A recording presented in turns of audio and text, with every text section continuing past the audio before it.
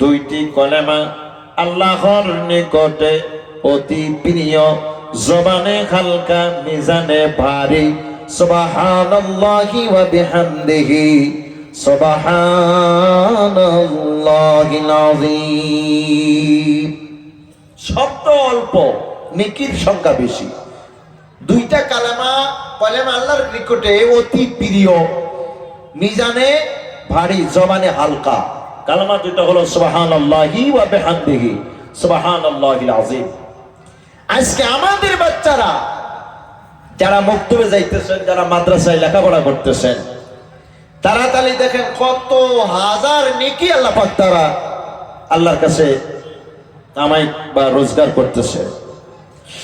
আমার মুসলমান বাবাজি, আল্লাহর হাবিব বলেন সুবহানাল্লাহি ওয়ালহামদুলিল্লাহি তামলাআনে আও তামলাউ মা বাইনাস সামাওয়াতি ওয়াল আরদ। আল্লাহর হাবিব বলেছেন, একবার যদি সুবহানাল্লাহ আলহামদুলিল্লাহ যদি একসঙ্গে যদি কোনো মাহফিলে যদি আপনারা বলতে পারেন, রব্বুল আলামিন শুধু মিজানের পাল্লা নয়, আসমান জমিনের মাঝখানের পুরা জায়গাটা নেকি দিয়ে আল্লাহ ভর্তি করে দেয়। বলুন সুবহানাল্লাহ। আল্লাহ পাকের ইচ্ছা। আমি বলছিলাম ফায়াগফিরু লিমান ইয়াশা ওয়া ইউআযযিবু মান ইয়াশা।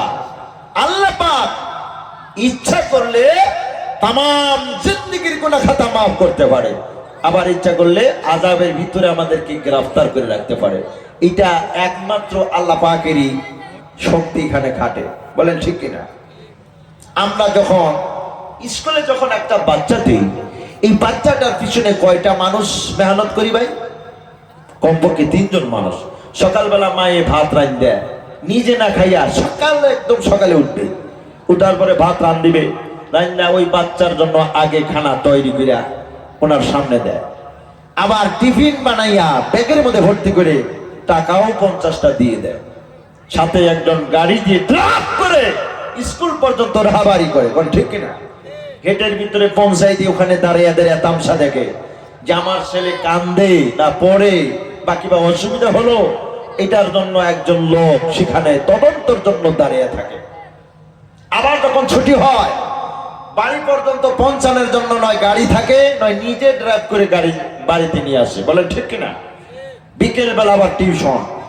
একটি করে জেনারেলের বাচ্চার পিছনে কমপক্ষে মাসে 12,000 থেকে 15,000 টাকা খরচ করেন কিনা?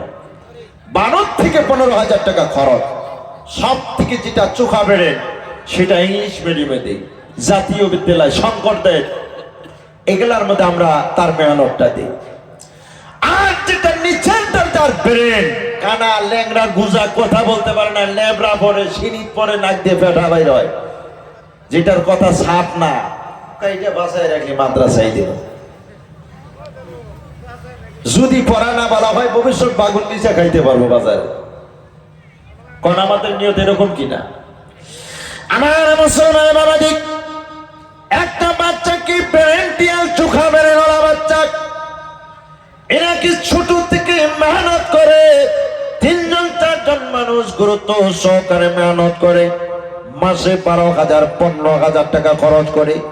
আপনি ডক্টর বানিয়েছেন, ইঞ্জিনিয়ার বানিয়েছেন, না হলে সিআরপি বানিয়েছেন, আর্মি বানিয়েছেন, পুলিশ বানিয়েছেন, আইপিএস অফিসার বানিয়েছেন, কিন্তু আল্লাহর নবী বলেছেন, এই বিশ্বের মুসলমান, একটা নিচের থেকে নিচের দরজার সন্তানকে তুমি মাদ্রাসায় নুরানি কায়দার থেকে নিয়ে মওলানা পর্যন্ত জীবনে বাবায় মাদ্রাসায় নজর দিয়ে দেখলো না। কোন ঠিক কিনা?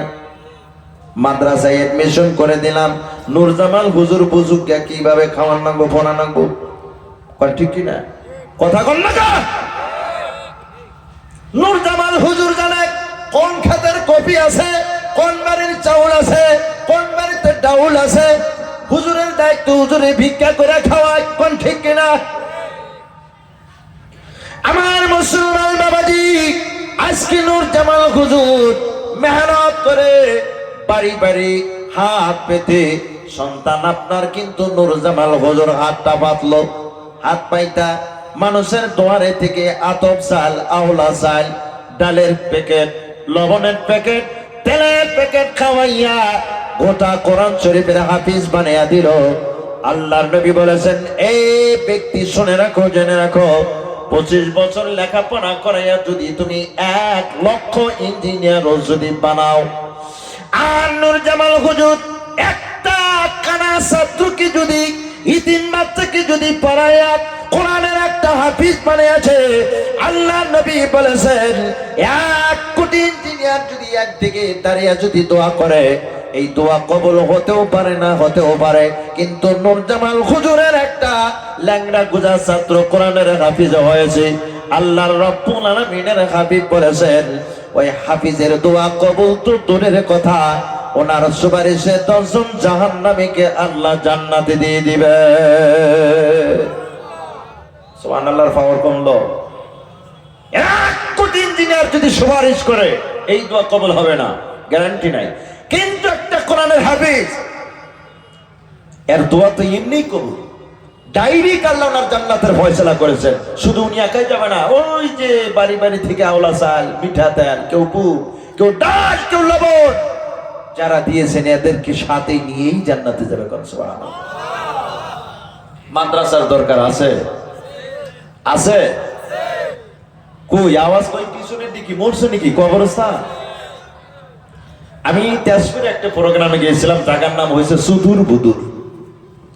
পড়াই চলছে, আমি বলে থাকি জায়গার নামই সুদূর বুদুর। কিরে, আমি কই যে কোন জায়গায় আসলাম, জায়গার নাম কিন্তু সুদূর বুদুর থাকে নাকি? একজনের জিজ্ঞাসা করলাম, এই ভাই অরিজিনালি বলেন তো জায়গার নাম কি? ভাই হুজুর আসলেই সুদূর বুদুর। ভাবলাম যে এই জায়গায় মানুষ আছে কিনা। মাহফিলে যাইতি অনেক মানুষ, তাদের মাহফিলে গরু কালেকশনই হইল 35টা। কালেকশনের মডেল দিকে আমি গেলাম যে, কিরি ভাই আপনারা মানুষ, জায়গার নাম হলো সুদূর বুদুর, মানুষ এত ভালোটা কয় হুজুর এখন একজনের একটা উচিলে জায়গার নাম সুদূর বুদুর হয়েছে, এখন কি করবে? এর আগে যেটা জায়গা আছে এই জায়গার নাম হলো চতিয়া। দেখছেন জায়গার নাম? আলহামদুলিল্লাহ, আপনাদের এই জায়গার নাম কি? কাটাজার নাকি গাইবান্ধা, দমনি, যাই হোক অনেক সুন্দর নাম। এই যে ভাই দুনিয়া দুনিয়া করতেছি, আমিও একদিন আর্মির চাকরি করছি ভাই। এই আর্মি, সিআরপি, পুলিশ, এইগুলা চাকরির মধ্যে সব থেকে কষ্ট বেশি। নামটা একটু বড়, যে আর্মির সামনে বললে তো কথা একটু অ্যাভয়েডেবল হলে তো মায়ের আরম্ভ করে দেয়। এই পাওয়ারটাই ওদেরকে আল্লাহ দিছে। তবে ইখলাস, গুয়াহাটি আদাবাড়ি যখন আমি ইমামতি করি, রমজান মাসে একটা আর্মি ডেইলি তারাবি পড়তে আসে, কিন্তু আমি জানি না যে এটা আর্মি। হাফিজ সাহেব একদিন একটি আয়াতের মধ্যে একটা আয়াতের একটা ওয়ার্ড মনে হয় ছুটে গেছে, উনি পিছন থেকে লোকমা দেয়। সুবহানাল্লাহ, পিছন থেকে লোকমা দিছে। তারাবির শেষে আমি জিজ্ঞাসা করলাম যে ভাই আপনি লোকমা দিলেন না, আপনার কি কোরআনের হাফিজ নাকি, আপনি জানা আছে? উনি বললো যে হযরত मैं वर्ल्ड कुरान का हाफिज हूँ, मेरा घर गुजरात में है। কোরআন শরীফের হাফিজ। উনি বলছেন আমি ডিউটিতে যখন যাই, আমি দাঁড়াইয়া থেকে ডেইলি 10 পারা কোরআন তেলাওয়াত করি। সুবহানাল্লাহ। আজকে এটা মনের মধ্যে আপনারা কল্পনা নিয়েন না যে আমার বেটা হাফিজ হলো আর্মি হতে পারবে না, আমার বেটা হাফিজ হলো দিকে যে সিআরপি হতে পারবে না। এটা হলো গলত ধারণা, ভুল ধারণা। একটা ছেলে যখন কোরআনের হাফিজ হয়, আর ব্রেনটা এত সুকা হয়, সারা বিশ্বের যত কিতাব আছে ওকে আইনা দিলে পান্তার মতন মুখস্থ শোনাই দিবে, কোনো জায়গায় আটকেবে না। কারণ কোরআনের থেকে মুসাফফার কিতাব পৃথিবীর ভিতরে কোনো কিতাব নাই। এত হাজার হাজার আয়াত একই ডিজাইনের, ও দিশা পাইতেছে, বুঝতেছে যে এই জায়গায় এই আয়াত এইভাবে পড়া লাগে। তাহলে ওই ব্যক্তি যদি কোরআনের হাফিজ অতটুক যদি বোঝার পরে এই জেনারেলের সামান্য একটু ছোটখাটো কিতাবগুলো ওনার কাছে পড়তে কোনো অসুবিধা হবে?